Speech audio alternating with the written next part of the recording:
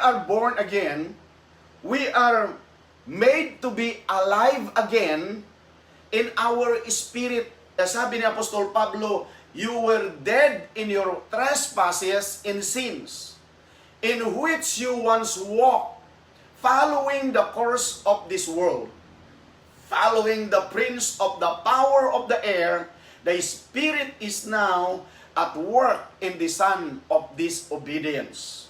Have you disobeyed one time? Have you disobeyed your pastor?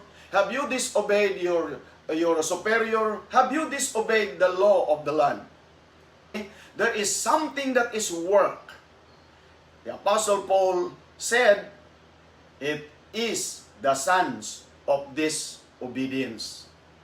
Pang-apat, to be born again, you need to repent of your sins and be baptized in the name of Jesus Christ.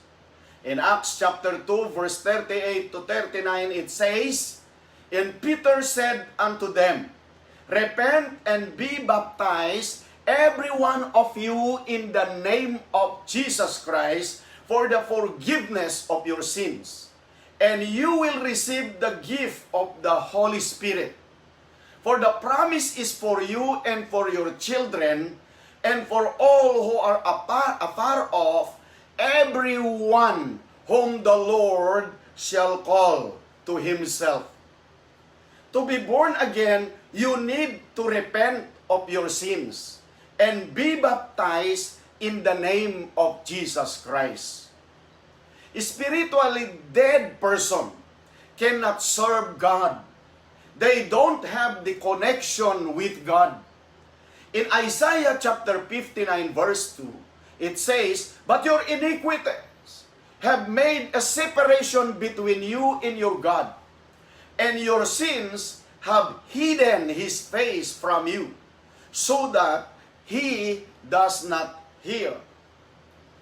Only born-again person is able to witness for Jesus Christ.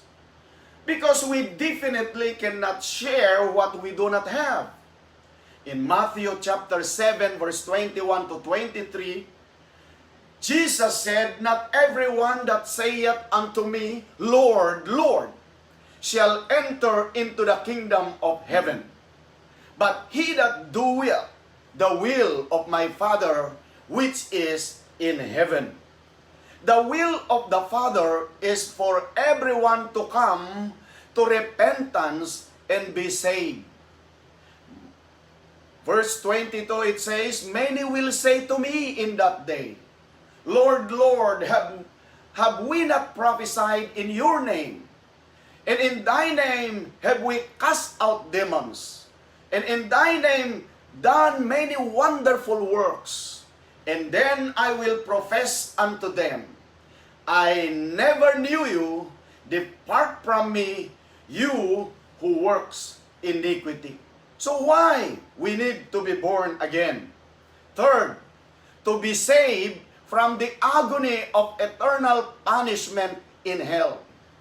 Being born again is the only way you can escape hell. Ito lamang ang tanging paraan ng Diyos para ang lahat ng mga tao na nagkasala ay maka-escape, makaiwas sa impyerno.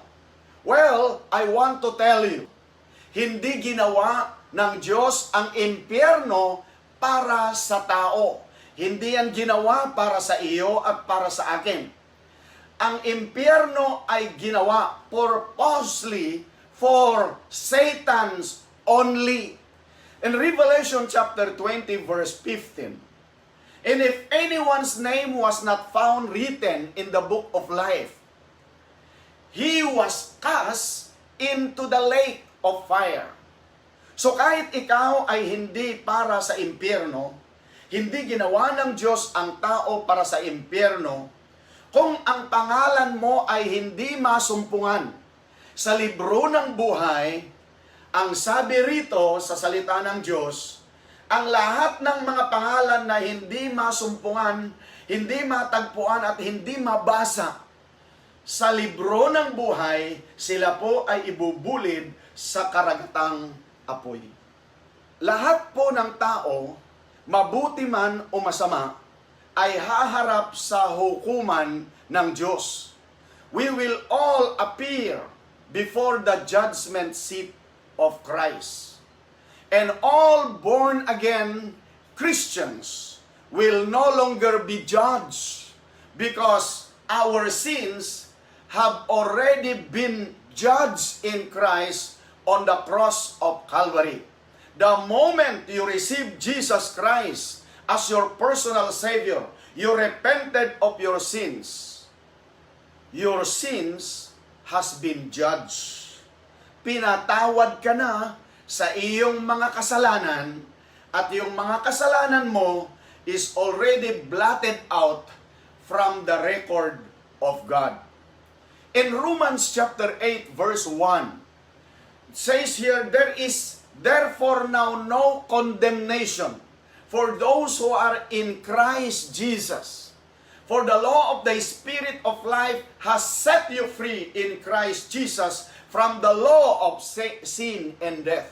Kapag ikaw ay ipinanganak na maguli, ang lahat ng bagay, lahat ng kasalanan mo, lahat ng worries mo, lahat ng kahirapan mo will be passed away, will be considered in the sight of God being passed away. Pupunasin ng Panginoon. When you are born again, you become a new creation of God. 2 Corinthians chapter 5 verse 17, therefore if anyone is in Christ, he is a new creation. The old has passed away. Behold, the new has come. Pag tayo ipinanganak muli, lahat ng mga lumang pagkatao natin ay gagawin ng Diyos na bago. In Matthew chapter 11 verse 28 to 29, Jesus said, come to me, all you who are heavy laden, and I will give you rest. Take my yoke upon you, and learn from me, for I am gentle and lowly in heart, and you will find rest for your soul. Sabi ng Panginoon sa Revelation chapter 3, behold, I stand at the door and knock. If anyone hears my voice and opens the door, I will come into him, and eat with him, and he with me. Ang Panginoong Jesucristo ay laging nag-aantay sa iyong desisyon. Kung hindi ka pa ipinanganak muli, hindi mo pa naranasan ang kapanganakan na maguli ng ating Panginoong Jesucristo sa iyong buhay, you have to do it now. You have to believe the Word of God. You have to repent of your sin, accept Christ as your personal Savior. And there, you will experience the life of being born again.